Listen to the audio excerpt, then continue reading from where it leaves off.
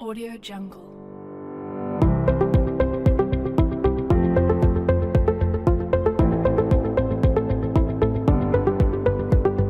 Audio Jungle. Audio Jungle.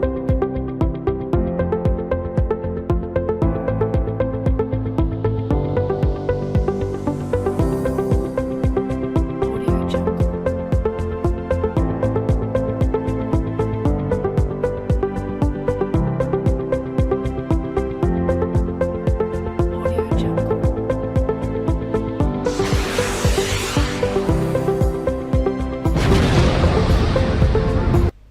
Berjumpa lagi dengan saya. Pada kesempatan kali ini saya akan menyampaikan materi dasar pengenalan PLC pada mata kuliah Programmable Logic Controller.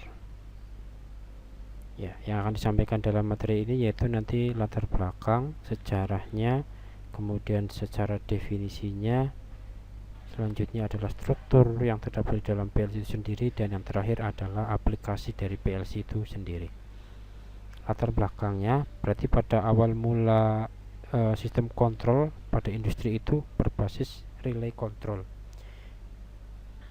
Masing-masing dari sistem itu tersusun dari berbagai macam tombol, relay, timer, dan counter yang semuanya secara terpisah ya. Kemudian nanti akan dihubungkan menjadi satu dengan sebuah penghantar ya, atau kabel dan lain sebagainya. Oleh karena itulah salah satu kelemahan dengan menggunakan sistem kontrol zaman dahulu itu adalah pada saat mau penambahan sebuah sistem, misalkan penambahan input atau output, itu akan menambah wiring sehingga akan lebih merepotkan. Di samping itu pula untuk maintenance juga cukup membutuhkan waktu ya, dikarenakan perlu melihat dari masing-masing wiring itu di mana ketika terjadi sebuah permasalahan harus ditrace satu persatu, dan itu memerlukan waktu yang cukup lama. Ya, ini pada awal mulanya berarti berbasis relay seperti ini. Berarti relay itu merupakan sebuah alat sederhana yang menggunakan prinsip dari medan magnetik untuk mengontrol sebuah switch, dan kontak akan menutup pada saat energi Z coil atau disebut sebagai normally open, atau misalkan kontak yang menutup pada saat tidak ada argus coil disebut sebagai normally close ya. Ini misalkan contohnya adalah relay yang tersusun sedemikian rupa pada sebuah box panel kontrol ya, bisa dilihat di sini. Untuk instalasinya, wiringnya itu sangat rumit sekali ya. Ini baru di pusat kontrolnya, belum wiring yang mengarah kepada objek yang akan dikontrol. Sebagai contoh, misalkan ini adalah relay yang difungsikan untuk menghidupkan sebuah pompa. Di sini pompa menggunakan tegangan 220 volt. Kemudian nanti untuk menghubungkan tegangan 220 volt ini ya, nanti akan dipasang sebagai relay. Nah, di mana relay nanti akan dihubungkan dengan sumber tegangan DC dan ditempatkan pas button. Berarti operator akan menghidupkan atau mematikan pompa ini cukup dengan menekan tombol ini, pas button ini. Nah, ini misalkan contoh masih input outputnya itu berupa satu, yaitu adalah sebuah motor pompa. Nah, misalkan itu sebuah sistem yang sangat kompleks, misalkan mesin dalam industri, otomatis maka nanti relaynya pun juga akan tersusun sebagian rupa semakin banyaknya sesuai dengan fungsi dari mesin tersebut. Ya, oleh karena itulah tadi saya katakan salah satu kelemahannya dari sistem menggunakan controller ini adalah wiring yang sangat banyak, sehingga akan menyulitkan pada saat maintenance maupun pada pembaruan sebuah sistem. Kemudian ini mengacu kepada perkembangan sejarahnya dari PLC. Oleh karena permasalahan itulah maka PLC itu diperkenalkan pertama kali pada tahun 1960-an. Alasan utamanya ya tadi, yaitu untuk mengatasi kelemahan dari kontrol berbasis relay. Nah, di samping juga korelasinya tadi juga nanti dengan beban ongkos perawatan sama penggantian mesin-mesin yang menggunakan berbasis relay. Ya, pada saat itu Bedford Association atau Bedford MA itu mengajukan usulan alat yang dinamakan sebuah PLC ya, pada waktu dinamakan sebagai Modular Digital Controller atau disingkat sebagai Modicon untuk perusahaan-perusahaan mobil atau otomotif di Amerika. Berarti pertama kali diperkenalkan di Amerika. Nah, pertama kali produk yang keluar adalah Modicon 084. Itu menggunakan PLC pertama di dunia yang digunakan untuk produk-produk komersil. Dalam hal ini adalah khususnya adalah industri otomotif. Ini contohnya ya, seperti ini pada saat awal-awal mula, dikarenakan tahunnya masih tahun 1960-an, maka bentuk dari PLC pada saat itu juga masih sangat jadul sekali, dimensinya juga sangat besar, kemudian jumlah input outputnya juga masih relatif terbatas. Nah, selanjutnya pada pertengahan tahun 1970, berarti setelah berkembang, ini teknologi PLC itu sudah mulai menggunakan CPU berbasis bit slide atau prosesor AMD 2901. Dikarenakan perkembangan teknologi semikonduktor itu sudah sangat pesat, karena mau tidak mau PLC itu tidak bisa tidak bisa dipisahkan dengan namanya perkembangan komputer dan lain sebagainya. Dalam hal ini adalah prosesor. Maka pada saat itu prosesor AMD 2901 dan 2903 itu sangat banyak digunakan pada PLC. Dalam hal ini adalah Modicon dan PLC Alan Bradley, seperti itu. Ini pada tahun 80-an ya, dikarenakan semakin banyaknya jenis PLC ya, kemudian juga dikarenakan semakin banyaknya jenis PLC digunakan di perusahaan-perusahaan, dan masing-masing PLC itu punya komunikasi tersendiri. Dalam hal ini adalah komunikasi dari PLC-nya, untuk memprogramnya maupun untuk perhubungan antar PLC. Oleh karena itulah distandarisasi. Dalam hal ini yang mempelopori adalah GA ya, General Motor Manufacturing Automation and Protocol ya. Berarti dalam perusahaannya itu pengen menstandarisasi komunikasi sehingga antara PLC satu dengan yang lainnya itu bisa dilakukan konsep standar yang sama. Ini pada tahun 1990-an itu dilakukan reduksi protokol baru dengan modernisasi latihan fisik dan protokol-protokol populer yang bertahan tahun 90-an. Ini untuk PLC sampai sekarang masih cukup berkembang pesat ya, termasuk dalam standar-standarnya ADIEC 11313 dan lain sebagainya ya. Ini yang menjadi basic dari standar PLC yang digunakan dalam industri.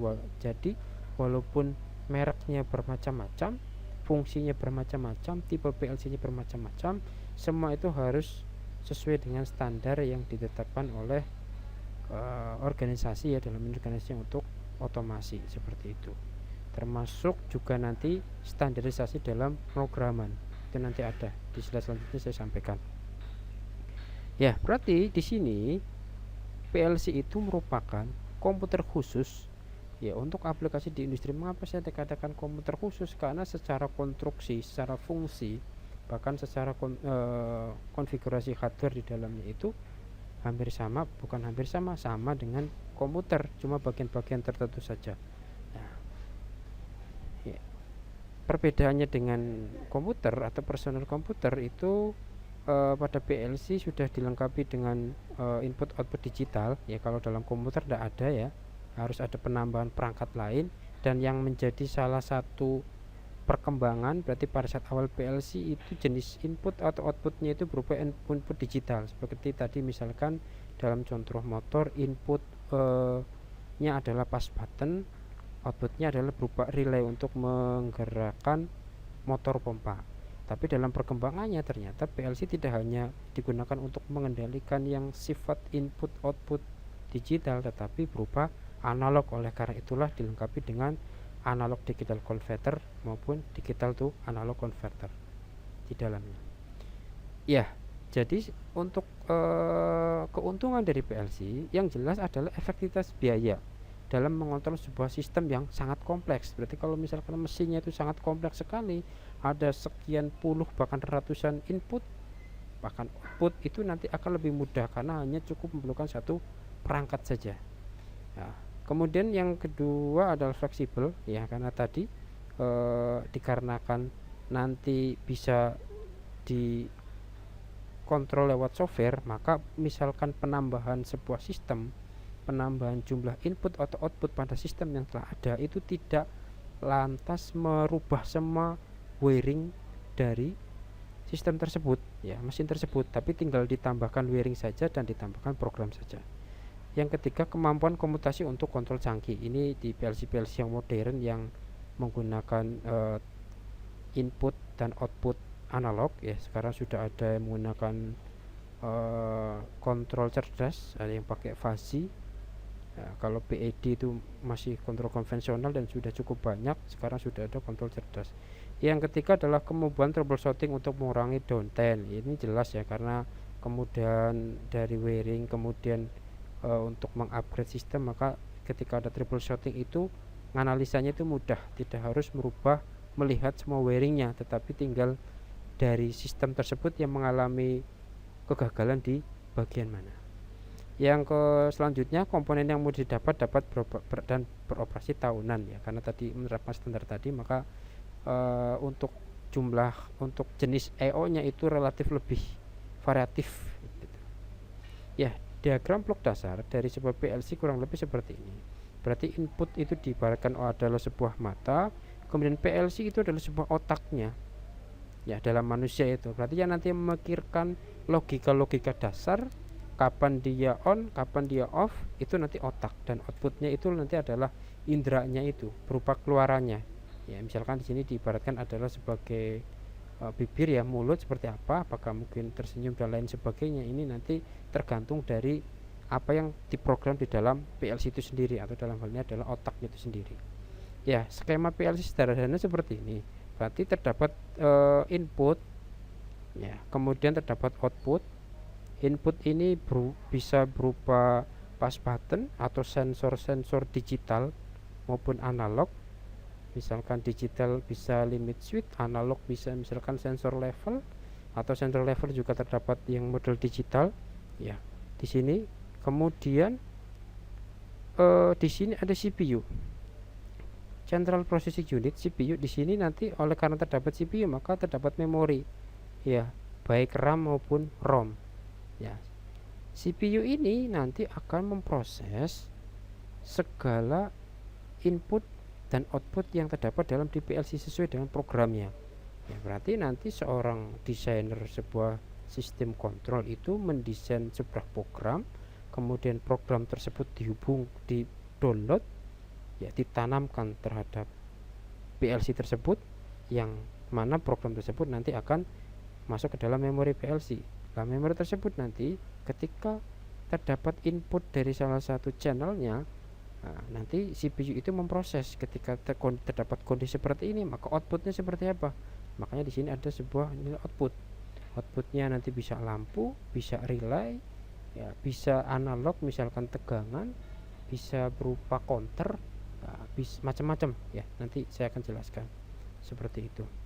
Ya, oleh karena di sini ada CPU mirip seperti personal komputer atau komputer, maka juga nanti dalam PLC membutuhkan power supply. Makanya di sini ada yang menggunakan DC power supply maupun AC power supply, ya. Tergantung nanti jenis PLC-nya itu seperti apa. Kemampuan PLC yang jelas adalah nanti PLC menggantikan logika dan pengerjaan discrete, ya, maaf, ini maksudnya discrete control relay. Berarti yang sebelumnya menggunakan kendali relay tadi itu nanti keluarannya langsung dari PLC, outputnya itu langsung berupa mengendalikan relay, ya. Berarti logika-logika ketika pada saat relay itu on, berarti nanti dalam PLC juga logikanya adalah satu, misalkan dalam konsep digital. Yang ketiga adalah rangkaian kontrol itu cukup dibuat secara software. Berarti sebagaimana tadi disampaikan, logika kerja program dari PLC itu adalah sekuensial.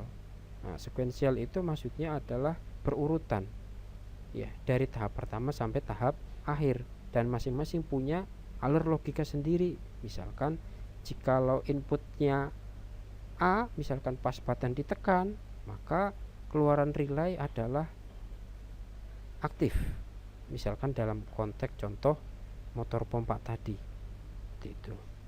Dan pengkabelannya itu hanya diperlukan pada input sama output ya. Berbeda dengan model pakai relay control itu kan pengkabelannya itu sangat rumit ya. Nah, tapi kalau di sini cukup wiring di inputnya seperti apa, kemudian wiring di outputnya juga nanti tinggal dihubungkan, tidak harus satu-satu. Yang ketiga, hal ini mempermudah dalam mendesain atau memodifikasi rangkaian. Ini yang sebagaimana tadi saya sampaikan ya, kalau misalkan penambahan input output itu akan lebih mudah. Sebagai contoh, misalkan ini adalah contoh untuk hardwired ya, berarti ini adalah sebuah sistem untuk menyalakan lampu. Ada dua pas button. Pas button pertama ini untuk menghidupkan, pas button kedua itu untuk mematikan. Kemudian nanti output berupa relay itu akan menghidupkan sebuah lampu. Kalau misalkan di dalam rangkaian wiringnya kurang lebih seperti ini ya. Ini ada pas button ya, kemudian ini ada rangkaian kontrolnya, dan ini adalah lampunya ya. Berarti nanti tinggal ditekan ya. Ini relaynya ya, ini relaynya, ini pas button on, ini adalah pas button off. Kalau misalkan rangkaian ini adalah berupa rangkaian wiring di lapangan, itu akan seperti ini, rumit sekali seperti itu ya. Nah, kalau misalkan dikendalikan dengan PLC, maka sistemnya akan jadi lebih mudah. Misalkan ini contoh mesin menghidupkan sebuah motor 3 fasa ya. Prinsipnya hampir sama seperti tadi. Kalau yang tadi itu hanya menghidupkan lampu, ini adalah menghidupkan motor. Ini adalah untuk on, pas button yang berwarna hijau, yang merah adalah untuk off ya.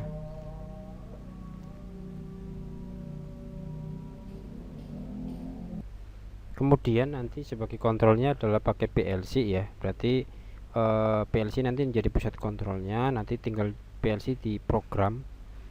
Selanjutnya untuk outputnya, untuk terminal outputnya dihubungkan dengan motor starter, ini berupa aktuatornya yang akan menghidupkan motor 3 fasa. Dengan menggunakan kontrol PLC, maka tinggal diprogram logikanya seperti apa. Pada saat pas button hijau ditekan, maka output akan memberikan sinyal kepada motor starter untuk menghidupkan motor listrik, dan pada saat pas button merah ditekan, maka output akan memberikan sinyal untuk mematikan motor listrik. Sehingga dari mekanisme skema ini menggunakan PLC itu lebih mudah dari segi wiringnya daripada menggunakan relay control.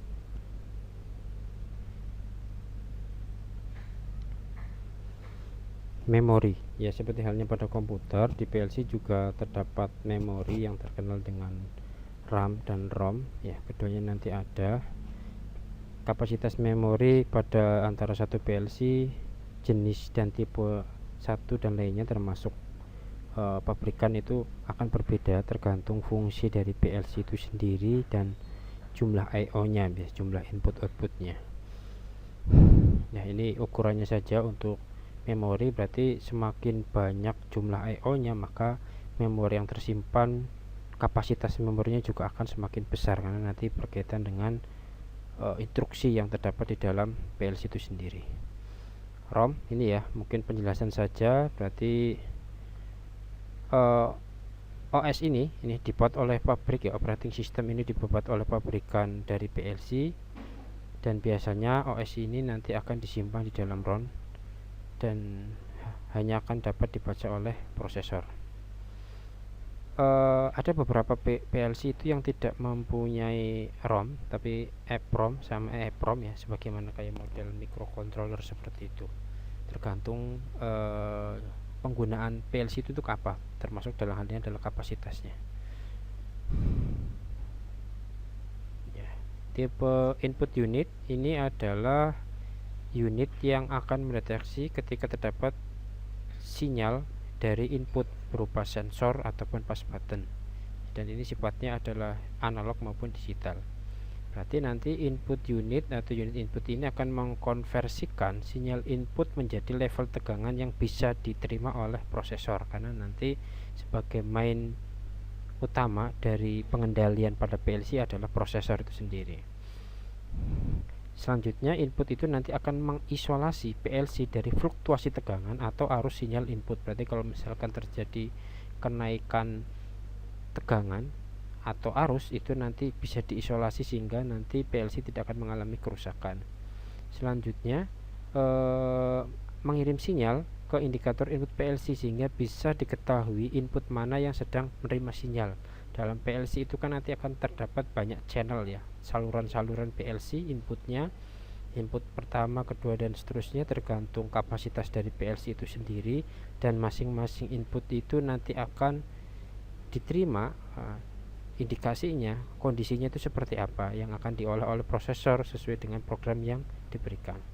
Macam-macam input ini misalkan contohnya ini yang digital ya, ada limit switch, proximity sensor, photoelectric sensor, termasuk tadi pas button ya. Kemudian untuk output unit ini adalah unit yang berfungsi sebagai interface terhadap peralatan luar, artinya yang menjadi penghubung terhadap output luar. Sebagai contoh misalkan tadi dalam penyampaian saya berikan adalah untuk mengendalikan motor 3 fasa seperti itu tidak langsung dihubungkan dengan motor 3 fasa, tetapi nanti terdapat menghubungkan dengan drivernya, rangkaian untuk starternya ya. Output PLC itu nanti bertindak sebagai switch terhadap power supply untuk mengoperasikan peralatan output.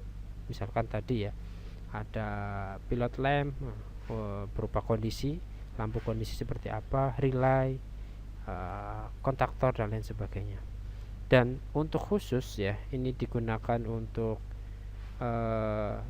output analog itu nanti ada berupa analog converter atau digital converter, misalkan berupa analog ya. Kemudian nanti juga misalkan keluarannya itu berupa tegangan AC, ada teriak, atau untuk tegangan DC bisa transistor atau FET ya, seperti itu. Berarti nanti masing-masing output itu akan banyak tergantung PLC dan penggunaannya itu untuk apa. Ini misalkan di sini tadi motor starter, kemudian ada lampu indikator, kemudian ada relay sesuai dengan keluarannya, termasuk tadi yang analog juga masuk di sana ya, misalkan keluarannya adalah berupa keluaran analog atau output analog ya. Kalau misalkan dideskripsikan hubungan antara PLC dengan input outputnya seperti ini ya, berarti nanti di sebelah kiri ini misalkan adalah di atas ya, adalah berupa inputnya, device input, sensor entah itu bisa pas button atau berupa sensor di sini, nanti akan diolah oleh PLC. Kemudian nanti keluarannya atau outputnya itu nanti bisa berupa lampu indikator, buzzer, berupa bunyi-bunyi yang menandai sebuah indikasi tertentu, atau juga bisa berupa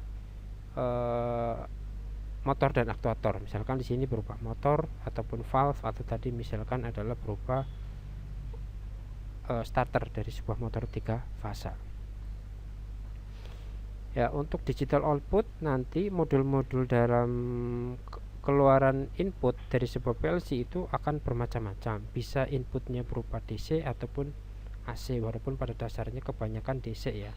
Dan masing-masing tegangan di sini misalnya ada 24 volt, 48 volt, 120 volt, 230 volt, TTL level, kemudian ada 5 sampai 50 volt. Ini merupakan sebuah ketetapan ya, berarti tidak bisa produk PLC memberikan input nilai tegangan sembarang, misalkan 12,5 itu enggak, karena sudah ada ketetapannya, ada standarisasinya bagi para vendor-vendor PLC. Untuk digital output juga sama ya, bisa berupa tegangan AC DC, ini pakai range 12 sampai 48 volt, VAC atau VDC, kemudian 120 volt VAC VDC, bisa juga berupa sebuah relay atau bisa berupa isolated output atau berupa sebuah volt DC atau sync surge 5 sampai 50 volt, akan beragam. Khusus ini adalah modul analog to digital converter. Ini digunakan untuk input berupa analog, berarti sensor-sensor analog, misalkan sensor flow, sensor aliran di dalam gas dalam pipa, atau sensor level yang berupa analog ya, bukan berupa digital, level pada sebuah tangki. Nah, itu nanti berupa sinyal inputnya itu ada dua, yaitu arus ataupun tegangan, dan masing-masing nominal itu juga sudah terstandarisasi.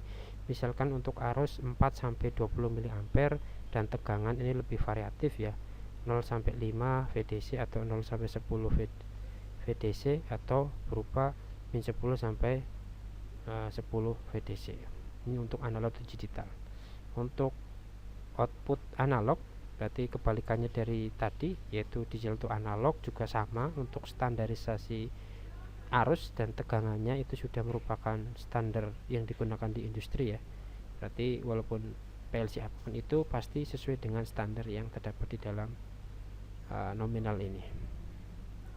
Nah, di samping modul input output yang tadi saya jelaskan, juga terdapat modul khusus untuk input maupun output tertentu. Sebagai contoh, misalkan di sini ada modul khusus digunakan untuk temperatur sensor. Ya, ini mirip seperti analog to digital, tapi khusus hanya untuk sensor temperatur. Mungkin contohnya adalah thermocouple di sini.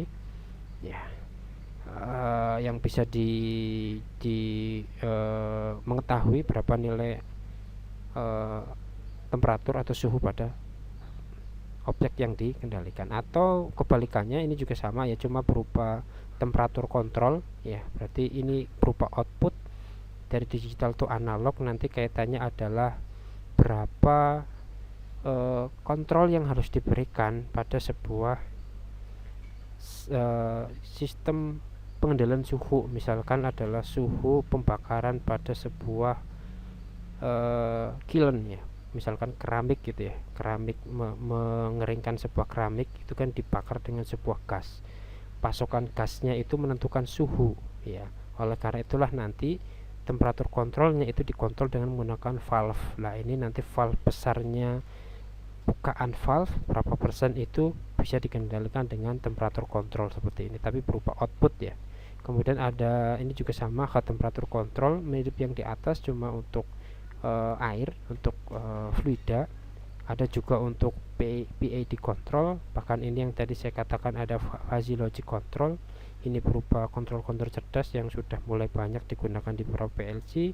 Kemudian juga ada high speed control. Ini misalkan input berupa sebuah counter atau mungkin output juga bisa ya. Input dan output tapi yang counter yang high speed, artinya cepat itu ya. Ini sampai millisecond ya. Atau berupa position control. Ini output berupa misalkan driver untuk servo motor ya, pada untuk mengendalikan sebuah mesin tertentu, biasanya nanti menggunakan position control. Bahasa pemrograman di dalam PLC itu sendiri nanti terdapat 5 bahasa pemrograman. Yang pertama adalah ladder diagram, yang kedua ada instruction list language atau statement list, yang ketiga ada sequential function chart atau cross language, yang keempat ada function block diagram, dan yang kelima ada struktur teks, biasanya menggunakan bahasa C atau C++. Ya, ini contoh misalkan bahasa pemrograman menggunakan ladder diagram ya. Berarti ini diagram tangga menyerupai dengan wiring dari sebuah control relay. Cuma program ini nanti menggunakan software disusun sedemikian rupa sehingga menyerupai wiring tadi, dan kemudian program tersebut akan didownload kepada PLC. Ini yang sering banyak digunakan di dalam dunia industri ya, mengenai wiring language, dan nanti ini juga yang akan dipelajari dan digunakan pada mata kuliah ini. Yang kedua ada instruction list language atau statement list. Ini berupa list seperti ini contohnya. Berarti ada menggunakan logika, ada load, and, or, jump, dan lain sebagainya. Kemudian ini adalah penjelasannya ya. List penjelasannya itu seperti apa, berurutan sequential, sebagaimana dalam ladder diagram tadi juga sama, harus sequential, berurutan dari program awal sampai program akhir.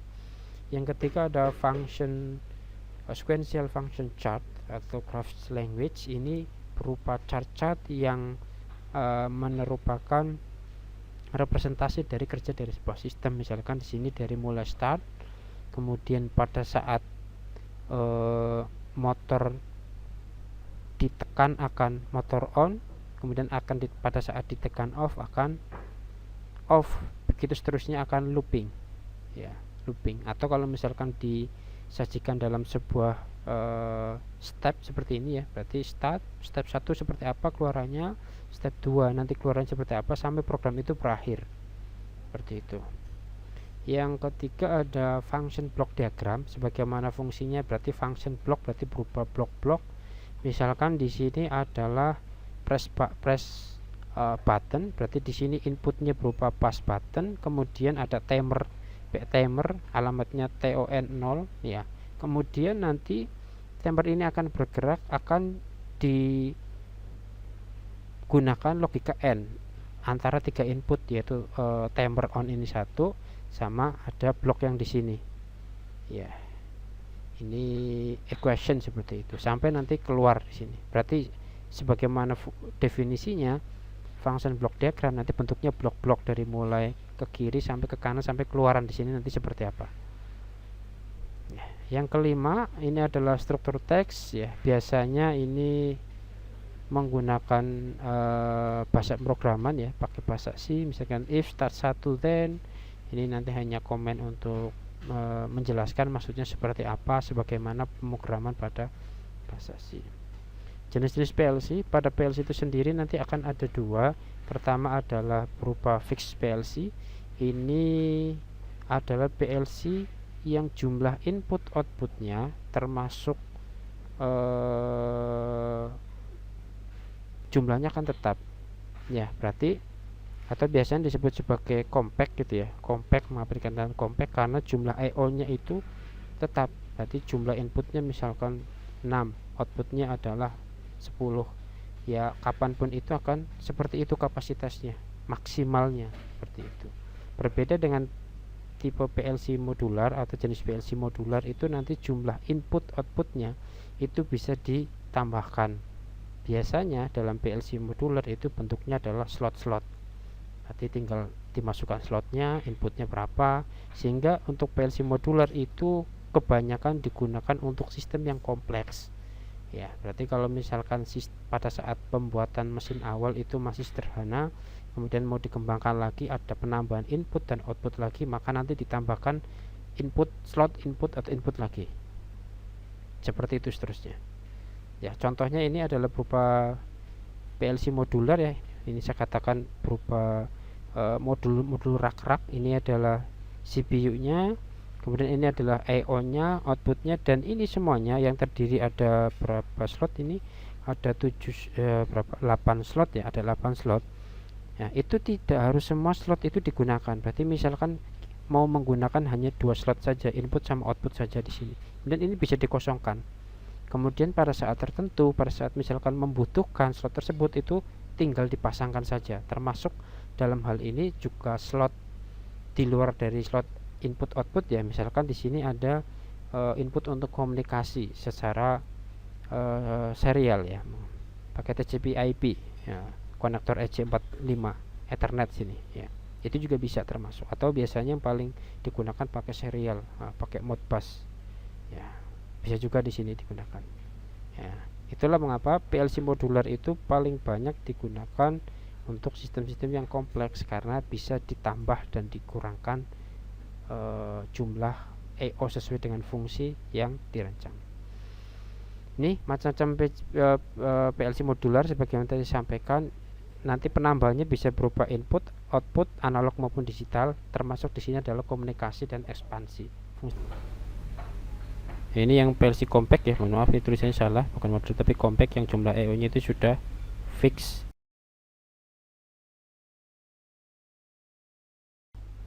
Dan yang ini kalau pemilihan PLC ini nanti tergantung dari kebutuhan ya. Yang dibutuhkan itu PLC berapa, itu nanti disesuaikan dengan jumlah input dan outputnya itu berapa, baru bisa menentukan apakah mau menggunakan PLC jenis modular ataupun berupa compact. Dan nanti pada saat misalkan memilih compact, itu juga harus mengetahui jumlah I/O nya yang sesuai dengan jumlah I/O yang akan dirancang mesinnya itu berapa, baru bisa nanti mendesain. Ya, berikut merupakan berbagai merek PLC dari Amerika. Misalkan di sini yang terkenal AB, Allen Bradley ya, yang di Indonesia ada juga populasinya, penggunaannya. Kemudian untuk Eropa ini yang terkenal juga Siemens ya, yang paling banyak digunakan di Indonesia. Kemudian Jepang ini yang paling sering mungkin Omron sama Mitsubishi ya, di samping produk-produk lain juga digunakan, cuma biasanya paling banyak menggunakan produk yang dilakukan.